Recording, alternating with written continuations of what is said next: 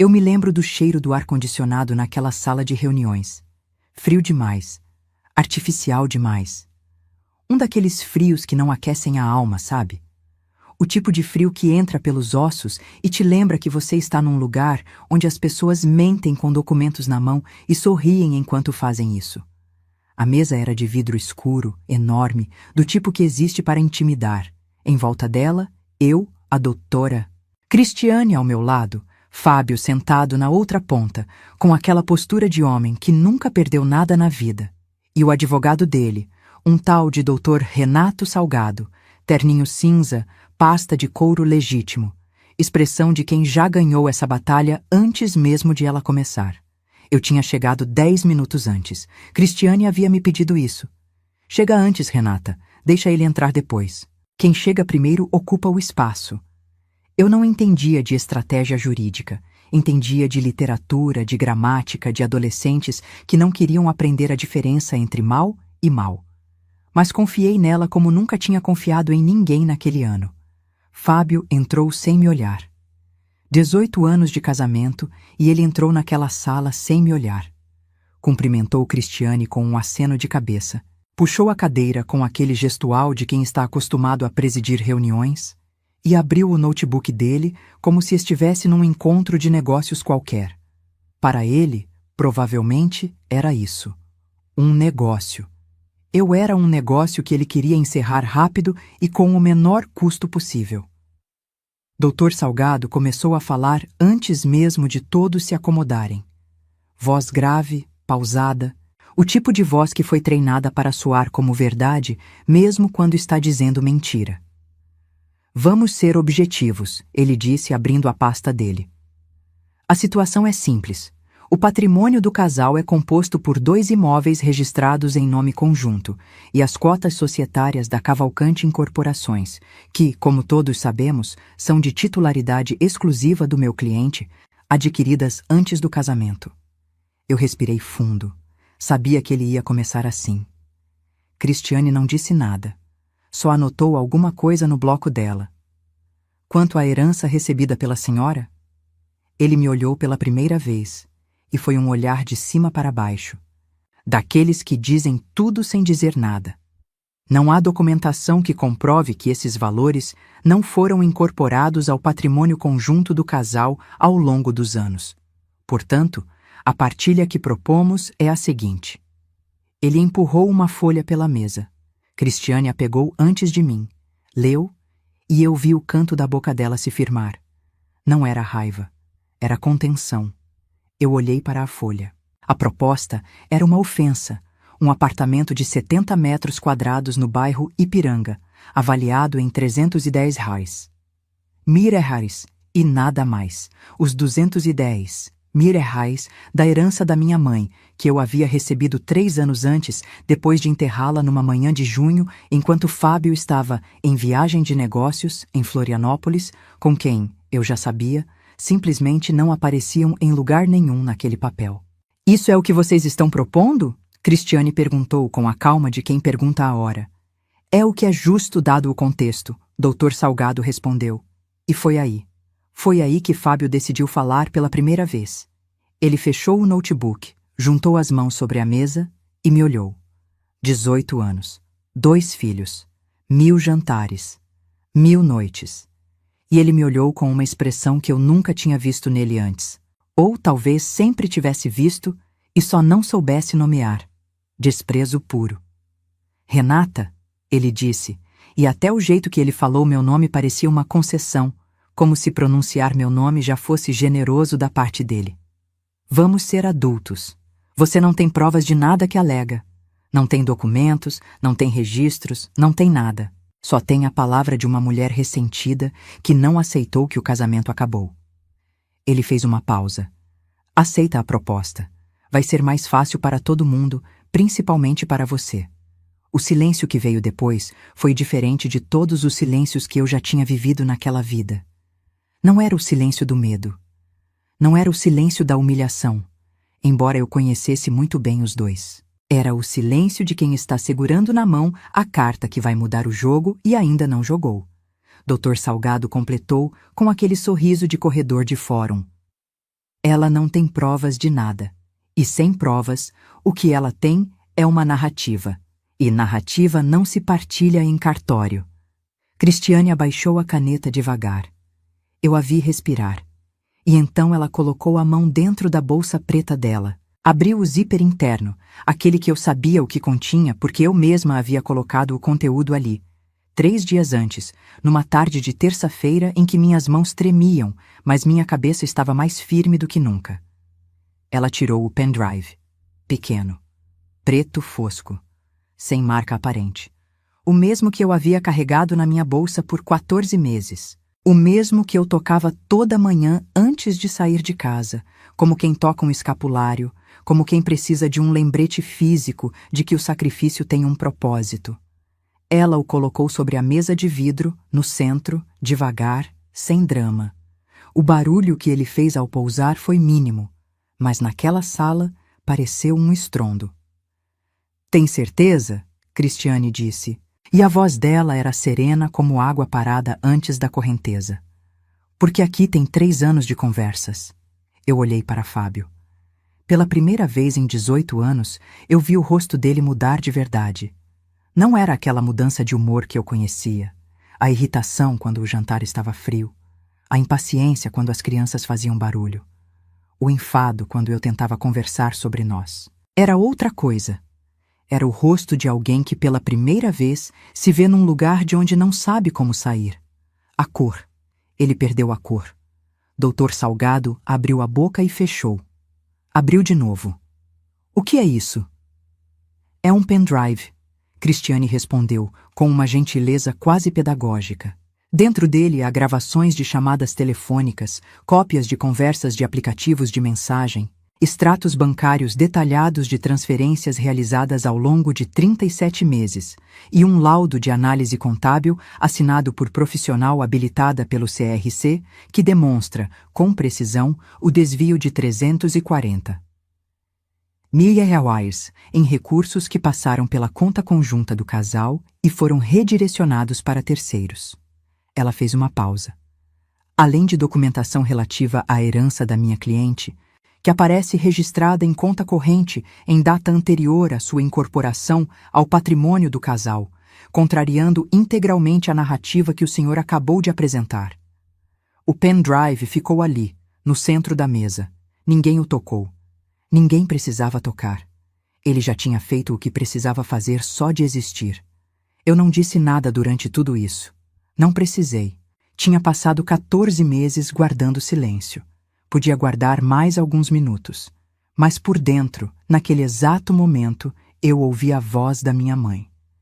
Ela tinha esse jeito de falar, pausado, um pouco rouco, como quem está sempre prestes a contar um segredo. "Renata, água que corre por baixo da terra ainda é água. Ela chega onde precisa chegar." Eu tinha 44 anos. Tinha enterrado minha mãe, criado 2 filhos quase sozinha, enquanto ele viajava, corrigido provas até meia-noite para pagar metade das contas de uma casa que era nossa, mas nunca foi. Tinha engolido humilhações em jantares de negócios onde eu era apresentada como a esposa do Fábio, como se meu nome fosse um detalhe. Tinha chorado em banheiros de escola para não chorar na frente dos alunos. Tinha acordado às 3 da manhã, com o coração na garganta, ao ler mensagens no celular dele que ele havia esquecido desbloqueado numa noite de dezembro. E tinha ficado quieta. Não de fraqueza, de estratégia. Porque quando você tem 14 meses para pensar, você aprende que a vingança mais eficiente não é a que você grita. É a que você documenta. Se você quer saber o que aconteceu depois que Fábio recuperou a voz naquela sala, o que o advogado dele tentou fazer com aquele pendrive e como eu cheguei até aquele momento sem que ninguém ao meu redor, nem meus próprios filhos, soubesse o que estava se construindo em silêncio, se inscreva agora no canal e ativa o sininho, porque o que aconteceu a seguir ninguém poderia imaginar. Deixa seu like se você já passou por algo parecido. E comenta de onde você está assistindo, porque essa história está só começando e a vingança foi servida gelada. Eu conheci Fábio Cavalcante numa festa de aniversário de uma amiga comum, no final de outubro de 2005. Eu tinha 26 anos, ele tinha 29. Estava começando minha carreira como professora substituta na rede estadual, morando num apartamento de um quarto com a Vera, minha irmã mais nova, dividindo conta de luz e comprando frango no atacado, porque o salário não sobrava muito depois do aluguel. Não era uma vida ruim. Era uma vida honesta, daquelas que você constrói tijolo por tijolo e aprende a valorizar cada tijolo. Ele chegou naquela festa com um sorriso que eu não soube resistir. Não era o tipo de sorriso ensaiado de quem sabe que é bonito. Era um sorriso que parecia genuíno, aberto, o tipo que te faz pensar que a pessoa atrás dele não tem nada a esconder. Aprendi, 18 anos depois, que os melhores mentirosos são exatamente esses. Os que sorriem como se a transparência fosse um traço de personalidade. Ele veio falar comigo porque eu estava perto da estante de livros da minha amiga, lendo As Lombadas. Disse que achou interessante alguém que vai a uma festa e lê lombada de livro. Eu disse que achei interessante alguém que acha isso interessante. Ficamos 2 horas conversando naquela festa sem sair do lugar. Ele me perguntou o que eu estava lendo naquele mês. Eu falei. Ele não conhecia o livro, mas fingiu interesse com tanta competência que eu só fui perceber o fingimento anos depois. Começamos a namorar em novembro, casamos em março de 2007, a Isabela veio em 2008, o Mateus em 2012. No começo era bom. Preciso ser honesta com isso, porque seria muito fácil pintar esses anos todos de cinza e dizer que nunca foi nada. Mas não é verdade, e eu não sou esse tipo de narradora. Tinha coisas boas. Ele era presente quando estava em casa. Fazia churrasco nos domingos com os vizinhos, jogava bola com o Mateus no corredor do prédio, ajudou a Isabela a montar o primeiro trabalho escolar sobre o sistema solar com uma dedicação que me fez pensar. Esse homem é um bom pai. E era. Isso tornava tudo mais complicado depois, porque é mais fácil ir embora quando a pessoa é ruim em tudo. Quando ela é boa em algumas coisas, você fica tentando salvar as partes boas e ignorando que o resto está pegando fogo. Mas tem uma coisa que o tempo faz que ninguém te avisa. Ele revela. O tempo revela. E o que o tempo foi revelando em Fábio era uma equação que eu levei anos para nomear.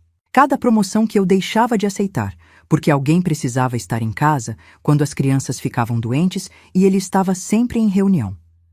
Cada curso de especialização que eu adiava porque a parcela do financiamento do segundo imóvel tinha vencido e o dinheiro estava curto, mas o carro dele não podia ser um modelo mais simples, porque imagem importa no ramo da construção.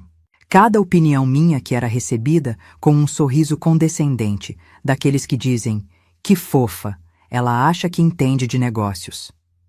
Cada jantar de confraternização da empresa dele, onde eu era apresentada como minha esposa professora, com um acento no professora, que soava como desculpa. Não foi de uma vez, foi em camadas, como ferrugem. Você não vê a ferrugem crescer.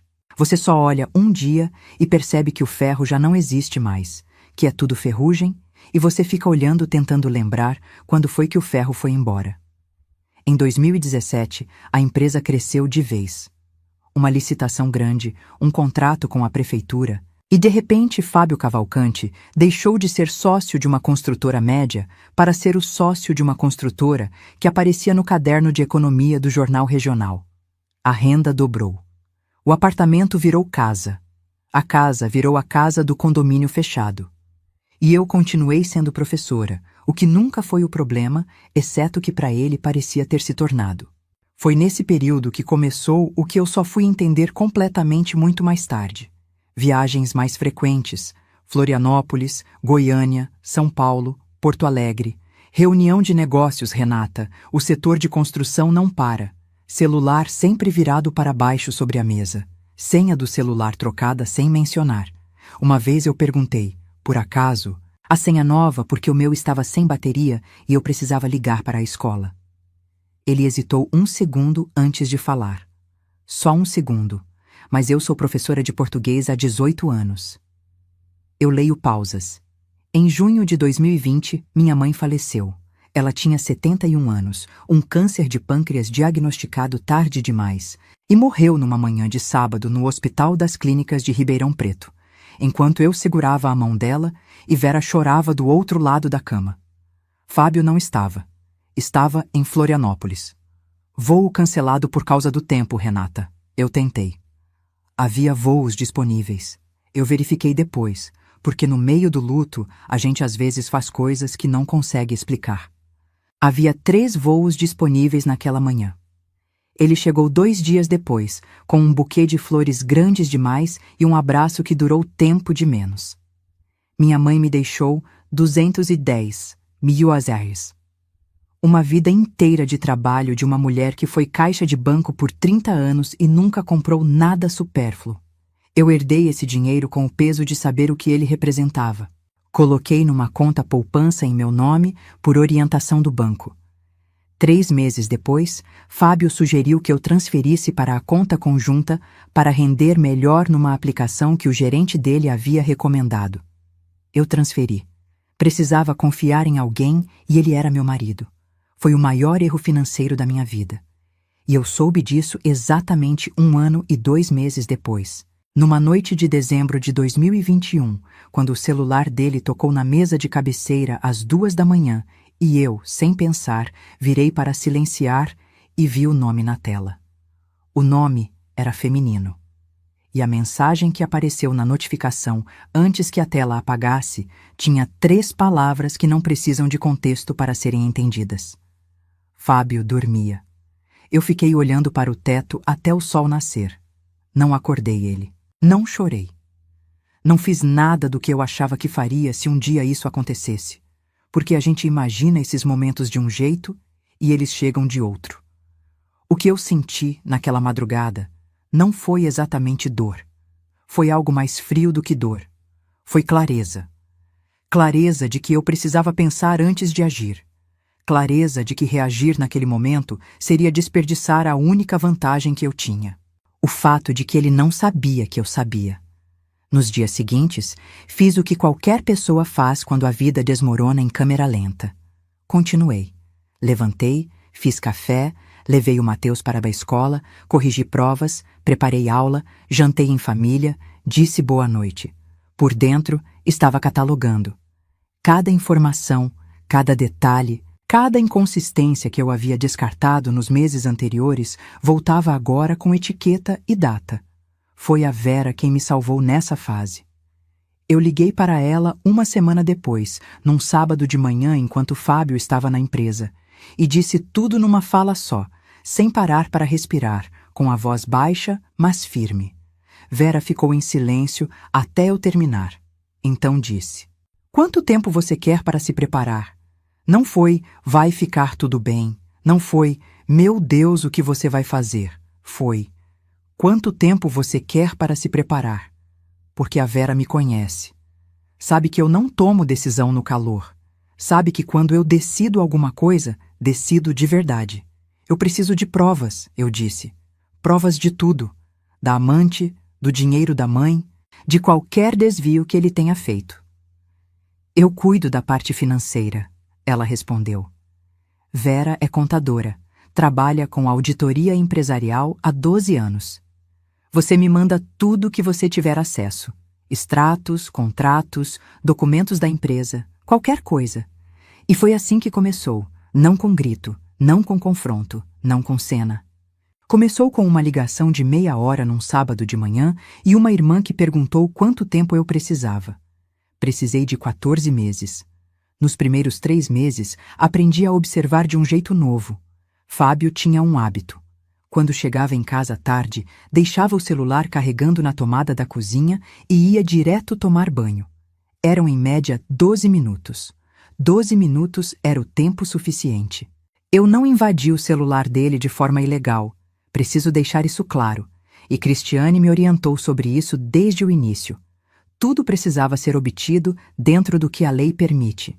Mas havia coisas que ele fazia de forma descuidada, como usar o computador da casa para acessar e-mails ou deixar notificações aparecerem na tela sem perceber que eu estava na mesma sala. Comecei a anotar. Datas, horários, nomes, valores que apareciam em conversas soltas. O nome dela descobri em fevereiro. Camila, 32 anos. Trabalha numa imobiliária em Florianópolis. Encontrei a conta dela no Instagram por acidente, procurando outra coisa, e fiquei olhando para aquelas fotos por um tempo que não vou precisar aqui. Não por ciúme. Por curiosidade clínica, talvez. Tentando entender o que eu estava vendo. Em março, Vera me enviou a primeira análise. Eram 5 páginas de movimentações. 340. Teiros desviados ao longo de 37 meses, em transferências fragmentadas, valores que saíam da conta da empresa para uma conta de pessoa jurídica e depois para contas de pessoas físicas em nomes que eu não reconhecia. São laranjas, Vera disse. Ele está usando terceiros para esconder a trilha. Ela havia montado a planilha com o rigor de uma auditoria. Cada linha tinha data, valor, origem e destino.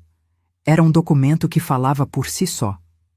Em agosto de 2022, procurei a doutora Cristiane Moura. Uma colega minha de escola havia se divorciado 2 anos antes e saído de um casamento financeiramente desvantajoso com uma partilha justa. E quando eu perguntei como ela havia conseguido, ela disse um nome: Cristiane Moura.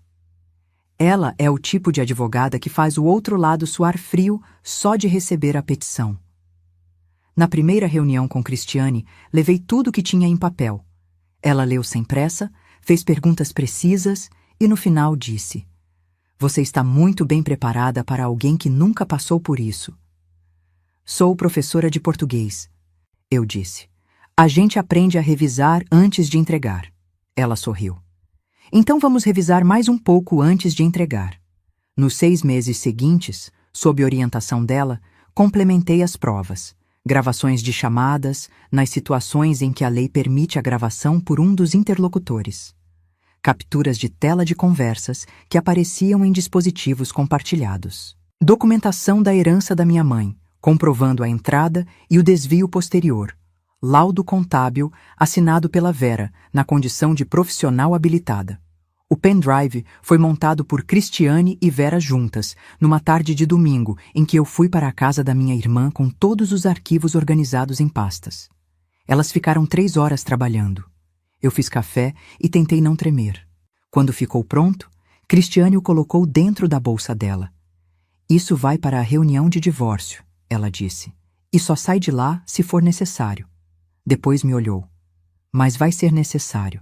Ele vai tentar te reduzir antes de qualquer argumento jurídico. Prepara-se para isso." Eu me preparei. Pedi o divórcio em outubro de 2022. Fábio levou 3 dias para responder com um advogado. Eu imaginei que ele imaginava que eu não tinha nada. Que eu era a professora ressentida que não aceitava o fim do casamento.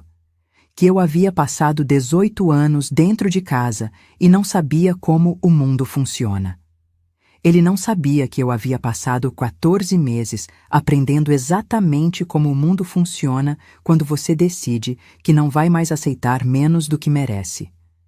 E na manhã daquela reunião, antes de sair de casa, coloquei a mão na bolsa e toquei o pendrive uma última vez.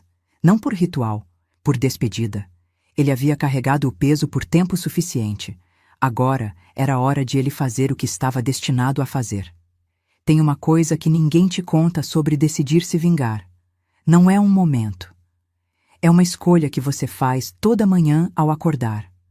Todo dia você acorda e tem que escolher de novo. Tem que olhar para o lado da cama, ver o homem que você escolheu aos 26 anos, o pai dos seus filhos, e decidir mais uma vez que o que você está construindo em silêncio vale mais do que o alívio imediato de dizer tudo o que você sabe. Eu fiz essa escolha 423 vezes. Contei.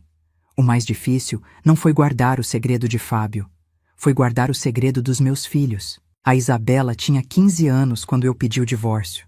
O Mateus tinha 11. Eles sabiam que alguma coisa estava errada, porque filho sabe sempre, mesmo quando você pensa que está escondendo bem.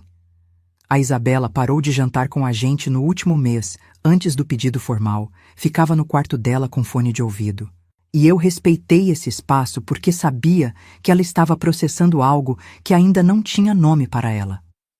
O Mateus ficou mais quieto, começou a fazer mais perguntas sobre coisas não relacionadas, do tipo: "Mãe, quanto tempo um osso de dinossauro leva para virar fóssil? como se precisasse entender como as coisas se transformam quando ficam enterradas tempo suficiente. Eu não disse nada para eles antes da hora. Cristiane havia me orientado sobre isso também. Seus filhos não podem ser fonte de informação para o lado dele, mesmo sem querer. Quanto menos eles souberem antes da audiência, menos risco. Então eu guardei mais esse peso e continuei fazendo café da manhã toda manhã. A decisão de agir, de verdade, de passar da fase de coleta para a fase de movimento, aconteceu numa quinta-feira de setembro de 2022. Fábio havia chegado de uma viagem, deixou a mala no corredor sem desfazer, foi tomar banho e jantou olhando para o celular durante 40 minutos sem dizer uma palavra. Quando terminou, levantou, disse: "Vou dormir cedo, reunião amanhã", e foi para o quarto. Eu fiquei sentada à mesa com o prato dele pela frente e olhei para aquela cena como se estivesse olhando de fora. Uma mulher de 43 anos, numa cozinha bonita de um condomínio fechado, sozinha numa mesa de jantar, com o prato sujo do marido na frente e 18 anos de investimento de vida evaporando no ar-condicionado. Peguei o celular e mandei mensagem para Cristiane. "Estou pronta." "Quando podemos protocolar?" Ela respondeu em 2 minutos. "Segunda-feira às 9. Separa os documentos no final de semana." Passei o sábado na casa da Vera organizando tudo. Fábio achava que eu havia ido ajudar minha irmã a montar um armário novo. Fui, mas o armário foi montado em 40 minutos e passamos o resto do dia num modelo diferente de montagem. Pasta por pasta, arquivo por arquivo, linha por linha de planilha. Vera tinha feito um trabalho que eu não tinha palavras para descrever. A análise que ela havia produzido ao longo de meses era o tipo de documento que conta uma história sem precisar de narrador. Os números falavam sozinhos e o que eles diziam era inequívoco. 340 ARS, 000, haviam saído do patrimônio conjunto do casal em transferências que não correspondiam a nenhuma despesa registrada da empresa ou da família. Parte desse dinheiro havia chegado, via 2 intermediários, a uma conta em nome de Camila Ferreira dos Santos. Vera havia rastreado isso sem invadir nada, usando apenas informações que cruzavam com documentos que eu havia legitimamente acessado. "É como fazer auditoria", ela havia me explicado. "A gente segue o dinheiro. O dinheiro sempre deixa rastro." O protocolo do divórcio aconteceu na segunda-feira de manhã. Eu estava na escola às 13 horas, dando aula de redação para o 2º ano do ensino médio. Fábio recebeu a notificação por volta das 15 horas. Eu soube porque a Cristiane me mandou mensagem confirmando que o protocolo havia sido aceito e 20 minutos depois o celular vibrou com uma ligação de Fábio que eu deixei cair na caixa postal. Ele tentou 4 vezes naquele dia. Não atendi nenhuma. Na quinta-feira da mesma semana, ele chegou em casa mais cedo. Eu estava corrigindo provas na sala. Ele sentou na poltrona do lado, o que ele raramente fazia, e ficou em silêncio por um tempo antes de falar. "Você não precisava fazer isso assim", ele disse. "Fazer o que assim?" "Protocolar sem avisar. A gente podia ter conversado." Eu continuei corrigindo a prova que estava na minha mão. Uma redação sobre o tema Os limites da liberdade individual na sociedade contemporânea. Tentei conversar durante anos, Fábio. Isso não é verdade. Eu carimbei a nota, passei para a próxima folha. "Tudo bem." Ele ficou olhando para mim por um tempo. Eu senti o olhar, mas não levantei a vista. Depois ele disse, com um tom que misturava ameaça e tentativa de razoabilidade, que é uma combinação particular que ele usava quando queria parecer o adulto na sala. "Você não tem nada, Renata. Não tem provas de nada que está insinuando. Vai sair disso com muito menos do que pensa." Eu virei a página da redação. "Pode ser." Ele esperou mais um pouco, como se fosse acrescentar algo. Não acrescentou. Levantou e foi para o quarto. Só então eu parei de corrigir. Coloquei a caneta sobre a mesa, olhei para a pilha de provas e respirei fundo 3 vezes. Porque por dentro eu estava em pedaços, não vou mentir. Por dentro, tinha uma parte de mim que ainda era a mulher de 26 anos que havia ficado 2 horas numa festa conversando sobre livros com um homem de sorriso aberto. E essa parte doía de um jeito que não tem nome bonito. Mas dor e fraqueza não são a mesma coisa. Nunca foram. Peguei a caneta de volta e continuei corrigindo. Nos 3 meses seguintes, enquanto os advogados trocavam documentos e o processo caminhava, Fábio tentou 2 estratégias que Cristiane havia me avisado que eram clássicas. A primeira foi a aproximação. Chegava em casa com flores 1 vez por semana, as mesmas flores grandes demais que havia trazido depois do enterro da minha mãe. Tentava conversar durante o jantar. Uma vez, chegou a perguntar se eu queria ir ao cinema, como se fôssemos um casal normal num sábado normal. Eu recusava com educação. Não havia nada ali para salvar, e eu sabia disso com a clareza de quem passou 14 meses pensando em nada mais. A segunda estratégia foi a dos aliados dele. A sogra me ligou 2 vezes, dizendo que eu estava destruindo a família. Uma amiga do nosso círculo social, que descobri depois ter sido avisada por ele, me encontrou num mercado e ficou 40 minutos tentando me convencer de que todo casamento passa por crises e que eu estava agindo no calor do momento. Eu ouvi tudo com atenção, disse que entendia a perspectiva dela e fui embora com as minhas compras. O que ele não sabia, e esse era o problema central da estratégia dele, era que cada uma dessas movimentações chegava a Cristiane. Não porque eu gravava conversas que não devia, mas porque Cristiane havia me orientado a documentar tudo que pudesse ser relevante. Datas, o que foi dito, quem estava presente. Era um diário de tentativas de intimidação indireta, e esse diário também foi parar num arquivo dentro do pendrive. O contra-ataque jurídico de Fábio veio em dezembro, 2 meses antes da reunião de divórcio. Dr. Salgado protocolou uma peça que contestava a partilha proposta por Cristiane e apresentava uma versão alternativa do patrimônio do casal que basicamente apagava 210 mil reais da herança da minha mãe e reclassificava as cotas societárias de Fábio como bem particular anterior ao casamento. Cristiane me ligou quando recebeu a peça. Leu os pontos principais em voz alta. Quando terminou, perguntou: "O que você acha?" "Acho que é uma peça bem escrita", eu disse. Ela riu. Dr. Salgado é bom no que faz. O problema é que a gente é melhor." O argumento sobre as cotas societárias era o mais sofisticado da peça.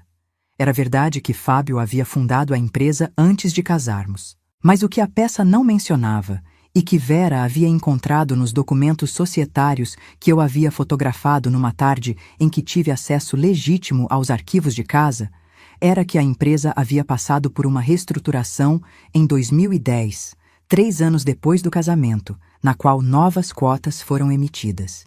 E essas novas cotas haviam sido parcialmente capitalizadas com recursos do casal. Havia rastro, havia documentação, havia data. "Ele apostou que você não ia encontrar isso", Vera me disse quando eu contei. "Todo mundo aposta que a gente não vai encontrar nada", eu disse. "É o problema de ser subestimada por tanto tempo. A pessoa para de esconder direito." A reunião foi marcada para fevereiro de 2023. Cristiane me preparou para o que viria. Salgado vai tentar reduzir você antes de qualquer argumento jurídico. Vai usar linguagem que te coloca no papel da mulher emocional, ressentida, sem preparo para entender a complexidade patrimonial. Deixa ele falar. Não reaja. Quando for a hora, eu falo. "E o pendrive?" eu perguntei. "O pendrive entra quando ele tiver certeza de que ganhou." Ela fez uma pausa. "Você já viu aquelas espécies de peixes que ficam imóveis no fundo do oceano e esperam a presa se aproximar?" "Vi um documentário. A gente vai ser esse peixe." Na véspera da reunião, sentei na beira da cama dos meus filhos. O Mateus já estava dormindo. A Isabela estava acordada, lendo no celular, e me olhou quando eu entrei. Não disse nada. Só abriu espaço na cama para eu sentar, e eu sentei e fiquei ali por uns 5 minutos sem falar. Antes de sair, ela disse: "Vai ficar tudo bem, mãe." Não perguntei como ela sabia que alguma coisa estava acontecendo. Só disse que ia, a beijei na testa e fechei a porta com cuidado. Dormi 4 horas. Acordei às 5, fiz café, revi mentalmente cada ponto que Cristiane havia me orientado. Às 8h30 estava no estacionamento do escritório do Salgado, 10 minutos antes do horário. Cristiane chegou 2 minutos depois, com a bolsa preta no ombro, e quando desceu do carro, me olhou e disse apenas: "Pronta?" Eu estava. Entramos primeiro, ocupamos o espaço. E quando Fábio chegou com o salgado e o sorriso de quem acha que já ganhou, eu estava sentada com as mãos sobre a mesa, respirando no ritmo que eu havia praticado, pensando na minha mãe, no pendrive dentro da bolsa de Cristiane, nos 423 dias em que eu havia escolhido esperar. E esperei mais um pouco. Deixei o salgado falar, deixei Fábio me olhar com desprezo e dizer que eu não tinha nada. Deixei o silêncio pesar do jeito certo. E então Cristiane colocou a mão dentro da bolsa. O pendrive ficou no centro da mesa por exatamente 4 segundos antes de alguém falar. Eu contei. Não sei por quê. Talvez porque quando você passa 14 meses esperando um momento, ele chega e o tempo faz uma coisa estranha, fica elástico, cada segundo ocupa mais espaço do que deveria. 4 segundos naquela sala de vidro frio pareceram muito mais do que 4 segundos. Doutor, Salgado foi o primeiro a reagir. Ele se inclinou levemente para frente, como se fosse pegar o pendrive, e Cristiane colocou 2 dedos sobre ele com uma calma que eu só consigo descrever como cirúrgica. Não foi um gesto agressivo. Foi um gesto de propriedade. Este é meu, você não toca. Gostaria de detalhar o conteúdo antes de prosseguirmos, Cristiane disse, dirigindo-se ao Salgado com a cortesia específica que advogados usam entre si quando estão prestes a se destruir mutuamente na formalidade. Para que não haja dúvida sobre a natureza e a legalidade de cada item. Salgado recostou na cadeira. O sorriso havia sumido. No lugar dele havia uma expressão que eu reconheci de anos de sala de aula, a expressão de quem está recalculando. Fábio ainda não havia se movido. Estava com as mãos sobre a mesa, exatamente como havia colocado quando foi falar comigo, e eu percebi que os nós dos dedos estavam brancos. Ele estava apertando as próprias mãos sem perceber. Cristiane abriu o notebook que havia trazido, conectou o pendrive e girou a tela na direção dos dois. Vou começar pelo laudo contábil. Mo, o que se seguiu foram 42 minutos que eu vou carregar para o resto da vida. Cristiane apresentou o laudo de Vera com a metodologia de quem está ensinando, não acusando. Cada transferência tinha data, valor, origem, destino. Cada conta intermediária estava identificada. O caminho do dinheiro estava traçado com uma precisão que não deixava espaço para interpretação alternativa. 340 Hertz zero haviam saído do patrimônio que deveria ser conjunto e chegado, por caminhos documentados, a despesas que não correspondiam a nenhuma atividade legítima da empresa ou da família. Esse laudo foi produzido por uma contadora com registro ativo no CRC. Cristiane informou. Está disponível para perícia judicial se necessário, e será necessário se não chegarmos a um acordo razoável hoje. Salgado tentou a primeira intervenção. A metodologia desse laudo pode ser contestada. A interpretação das movimentações é subjetiva e... A conta de destino final, Cristiane o interrompeu com suavidade, está registrada em nome de Camila Ferreira dos Santos, CPF disponível no documento, residente em Florianópolis, Santa Catarina. Ela fez uma pausa pedagógica. Gostaria que eu continuasse com a próxima sessão? Salgado ficou quieto. Fábio olhou para o advogado dele com uma expressão que eu nunca tinha visto nele e que não precisava de tradução. Me tira daqui. Cristiane continuou. A segunda sessão tratava da herança da minha mãe. Ela apresentou o extrato da conta poupança original em meu nome, o comprovante de entrada dos 210, zeros, a data, e depois os documentos que mostravam a transferência para a conta conjunta a pedido de Fábio 3 meses depois. Em seguida, mostrou o rastreamento desses recursos dentro das movimentações conjuntas, a diluição gradual em transferências que seguiam o mesmo padrão das transferências para os intermediários identificados no laudo. Portanto, Cristiane disse, a narrativa de que a herança foi incorporada ao patrimônio conjunto de forma legítima ao longo dos anos não corresponde ao que a documentação demonstra. O que a documentação demonstra é uma incorporação forçada seguida de desvio sistemático. Isso é uma interpretação, Salgado disse. Mas a voz havia perdido a textura grave do início. Estava um pouco mais fina, um pouco mais rápida. É uma interpretação lastreada em documentos, Cristiane respondeu. A diferença é relevante. A terceira sessão foi sobre as cotas societárias. Cristiane apresentou os documentos da reestruturação de 2010, as atas de assembleia, os registros de integralização de capital e a análise que mostrava que recursos do casal haviam sido utilizados na emissão das novas cotas. A alegação de que a totalidade das cotas é bem particular, anterior ao casamento, não se sustenta diante da reestruturação societária documentada em 2010, quando o casamento já tinha 3 anos e os recursos familiares já estavam misturados. Salgado abriu a pasta dele, folheou algumas páginas, fechou. Abriu de novo. Era o gesto de alguém procurando um argumento que não estava lá. Fábio foi o primeiro a falar depois de um silêncio que durou tempo demais para ser confortável. E quando falou, a voz havia mudado completamente. Havia saído o tom de homem que preside reuniões. O que ficou era algo mais nu, mais agudo, o tom de quem está com água na altura do pescoço e ainda tenta parecer que está de pé. Renata, ele me olhou. Pela segunda vez naquele dia, e essa vez era diferente da primeira. Não era desprezo. Era outra coisa. Quase reconhecimento. A gente pode conversar sobre isso. A gente pode chegar num acordo sem... Já chegamos num acordo, eu disse. Foi a primeira vez que falei desde que a reunião havia começado, além de cumprimentos protocolares. Minha voz saiu firme. Eu havia ensaiado esse momento não em frente ao espelho, mas no silêncio das madrugadas em que ficava acordada organizando pensamentos. A doutora Cristiane vai apresentar os termos. Fábio fechou a boca. Cristiane apresentou a contraproposta. Era o oposto do papel que Salgado havia empurrado pela mesa no começo da reunião. Partilha igualitária dos 2 imóveis, com avaliação de mercado atualizada. Reconhecimento da herança da minha mãe como bem particular, com ressarcimento integral dos 210. ZUSRs.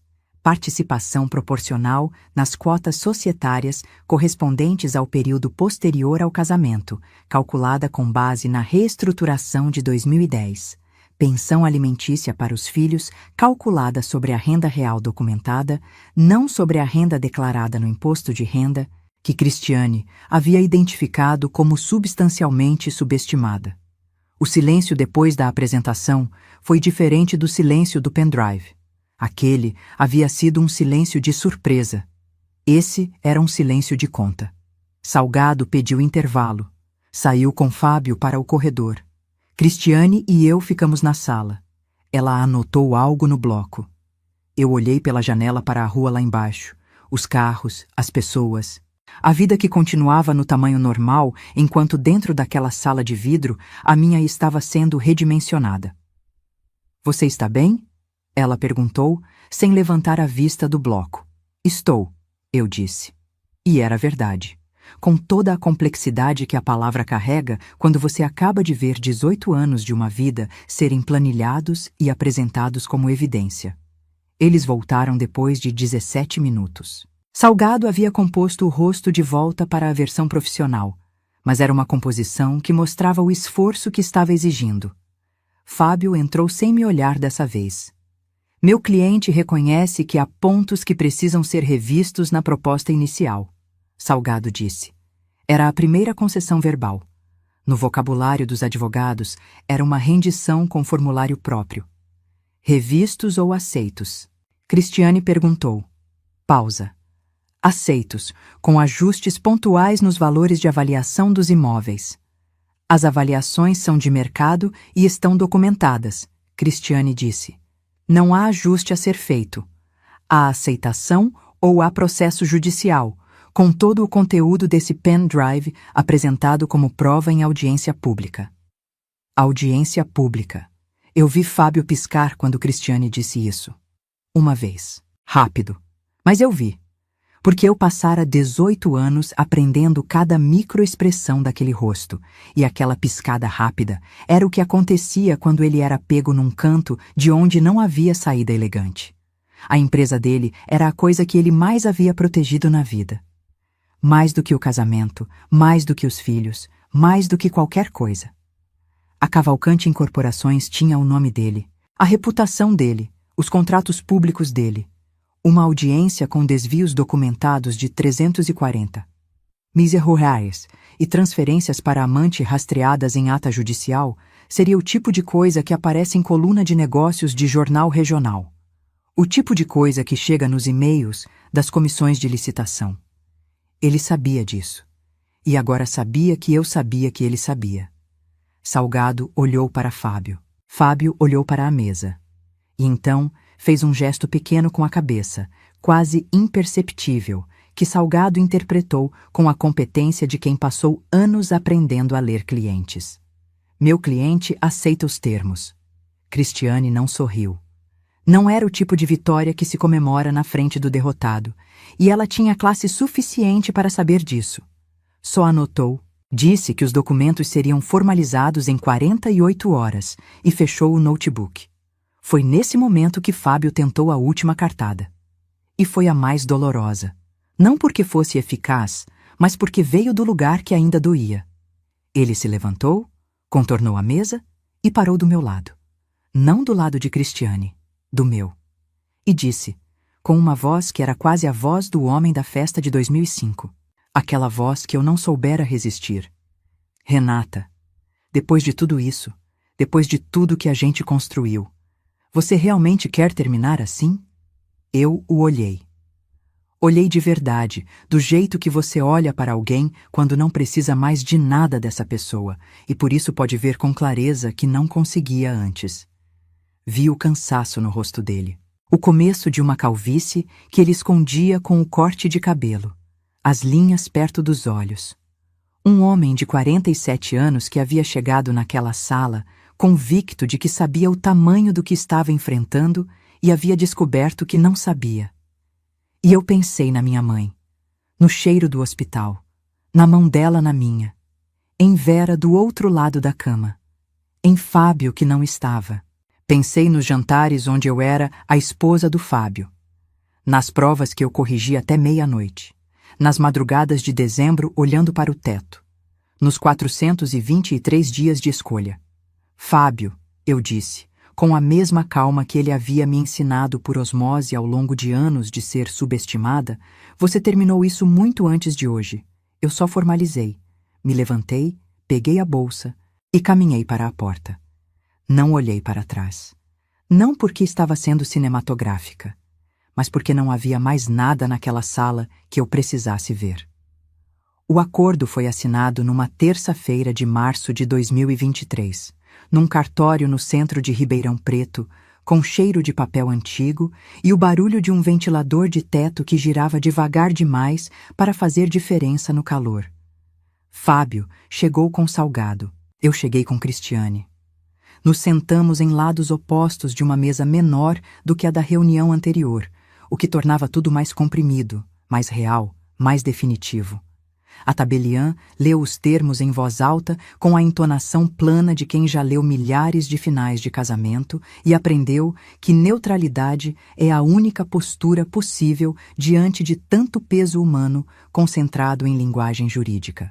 Quando chegou a minha vez de assinar, segurei a caneta e fiz uma pausa de talvez 2 segundos.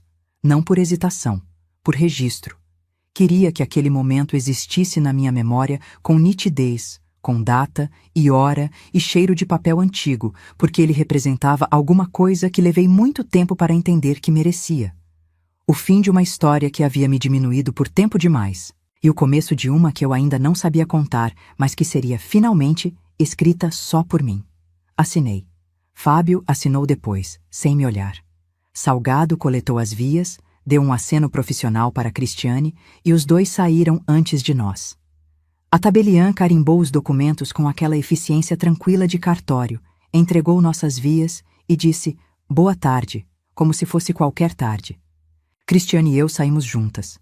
Na calçada, no calor de março de Ribeirão Preto, ela me entregou o envelope com minha via do acordo e disse: acabou. Eu olhei para o envelope. Acabou. Ela me abraçou. Não era um abraço de vitória, era um abraço de entendimento.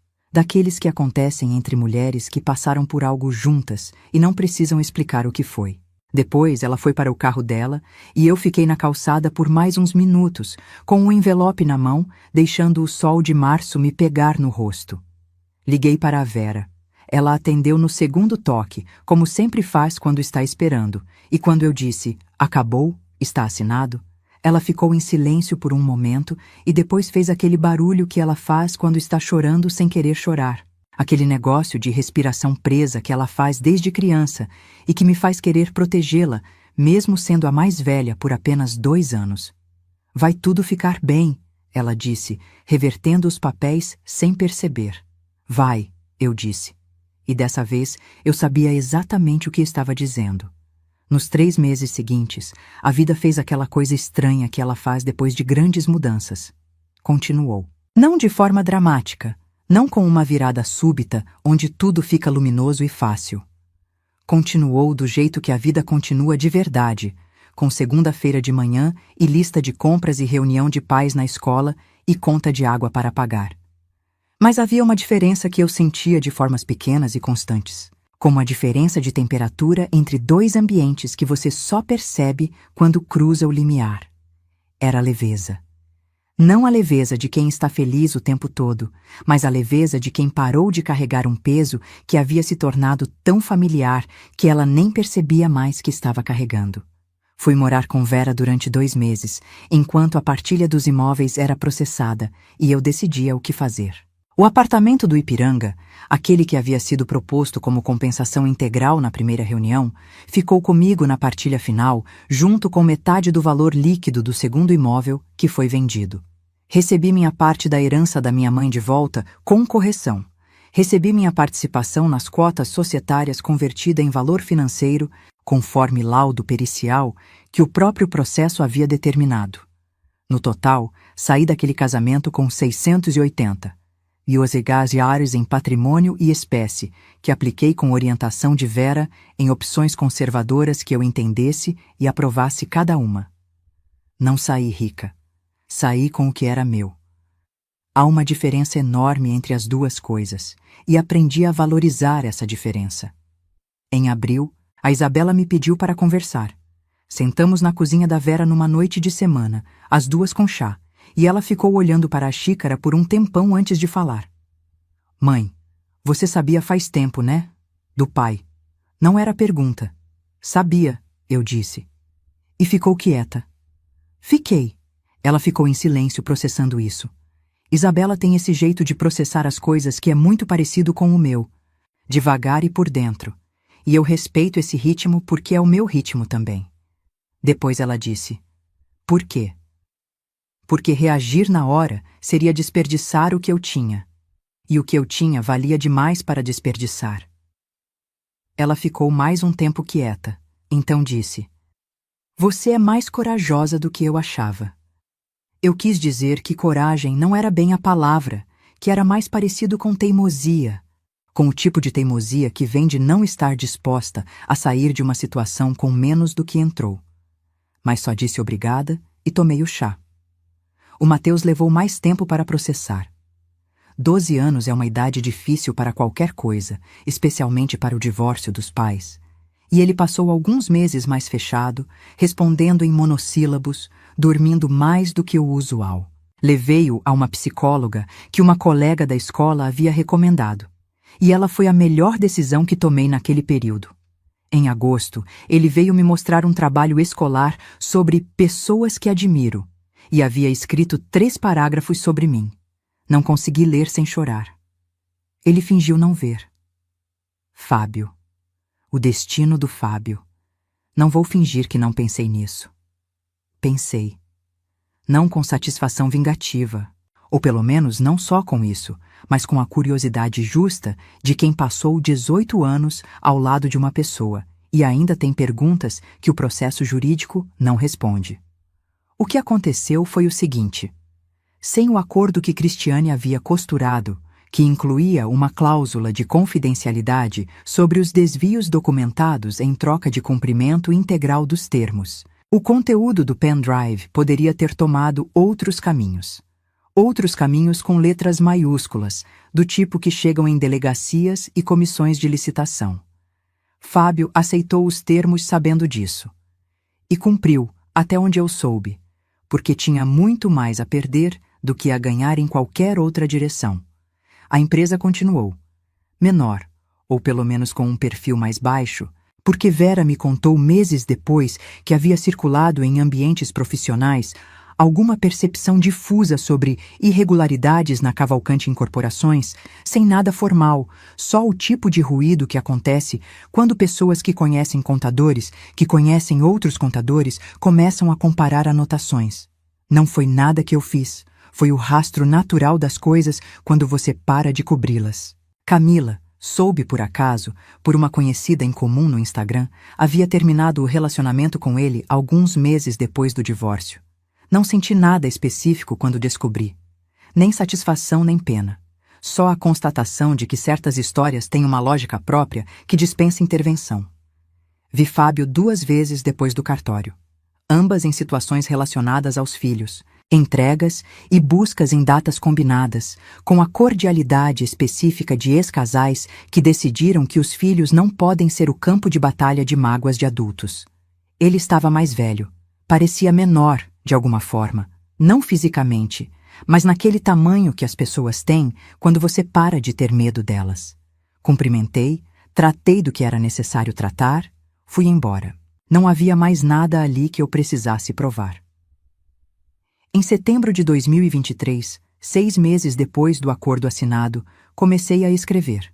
Não planejei. Aconteceu numa noite de domingo em que os filhos estavam com o pai. O apartamento estava silencioso, com aquele silêncio de quem aprendeu a ficar sozinho, sem solidão. E eu abri o computador para corrigir provas e acabei abrindo um documento em branco. Fiquei olhando para ele por um tempo. Então escrevi a primeira linha de uma história que não era a minha, mas que havia nascido de tudo que eu havia vivido. Uma mulher que guarda coisas e espera, e um dia abre a mão e deixa cair tudo de uma vez. Escrevi até a 1 da manhã, sem perceber a hora passar. Não sei se vai virar livro. Pode virar, pode não virar. Mas escrever me devolveu uma coisa que eu havia esquecido que tinha. Uma voz que é só minha, que não precisa de aprovação, que não é a voz da esposa do Fábio, nem a voz da professora de português, nem a voz da mulher que não tem provas de nada.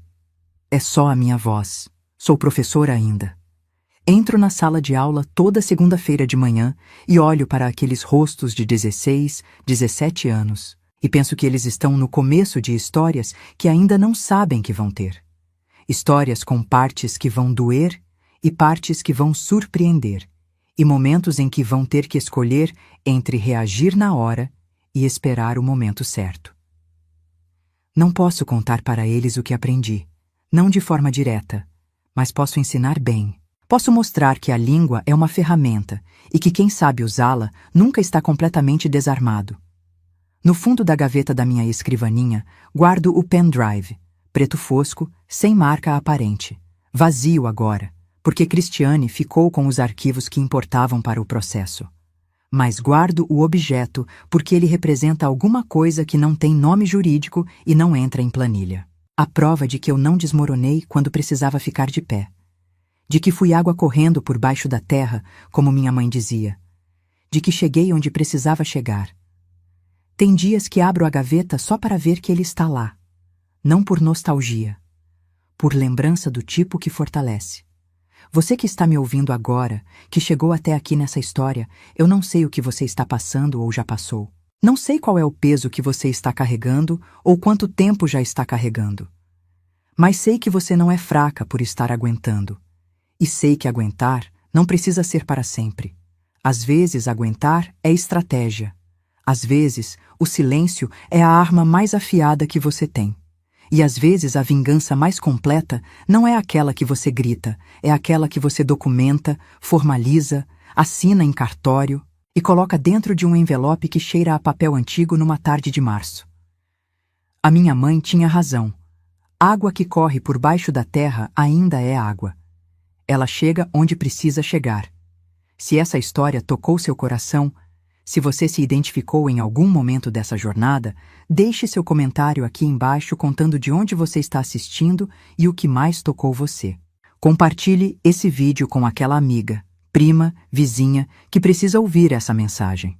Que dignidade não se negocia, que amor próprio vem primeiro e que nunca é tarde para recomeçar.